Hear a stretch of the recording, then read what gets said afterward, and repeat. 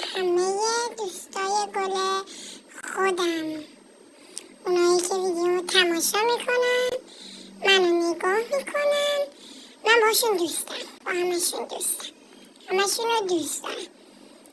من یه ویدیو آپلود کردم، حدوداً 10 دقیقه شد، 2 روز طول کشید تا آپلود بشه. میدونی سرعت اینترنت من خیلی خوبه. بعد راستش اینترنتم تموم شد دیگه، هم پول نداشتم اینترنت بخرم.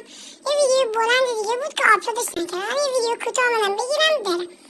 میخواستم اون نشد آپلود کنم چون هم اینترنت نشم، سرعتش خیلی کمه. الان اون ویدیویی که آپلود کردم یه کاری توش انجام دادم که خب نشد که ببینی، ولی خب اون کاره رو الان نشونتون میدم. خب بریم که داشته باشیم دوست عزیزتون چیکار کرد. نگاه کنیم، من یه راه خیلی خوشگل درست کردم واسه یه مدل. البته این کلنگ دایمندی هم که با همون 4 تا دایمندی که داشتم ساختم. این راه من درست کردم واسه مدل. خدایی نگاه کنید خیلی قشنگ شد. میخواستم حالت پول مانند درستش کنم. خب اینجا چی مورده؟ مهم نیست، به لولای من اضافه شد. میخواستم حالت پول مانند درستش کنم، میدونی؟ ولی بعد اینکه درست کردم به این فکر رسیدم، واسه همین یکم دیر شد که بخوام پولش کنم، ولی واقعا راه قشنگی.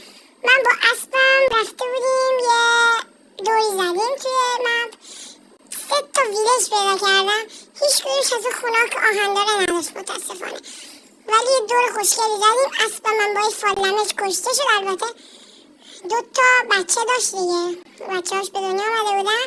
با یه اسب دیگه من چیزشون کرده بودم، بچه‌هاش به دنیا آمده بودن.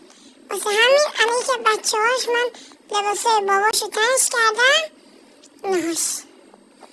این خود اصلا نیست، خود اصلا با فال دمج مرد این بچهش. پس همین دیگه. البته اینم یه کارایی باید روش انجام بدم خوشگل بشه. بعد آهن کم دارم، ولی من آهن جمع کنم، یه ریل درست کنم بره اون پایین، واقعا خفن میشه به نظرم. به نظر شما خفن نیست؟ خداحافظ دوستان عزیزای من، شما که ویدیوی من نگاه میکنین، بعضیاتون هم که لایک میکنین.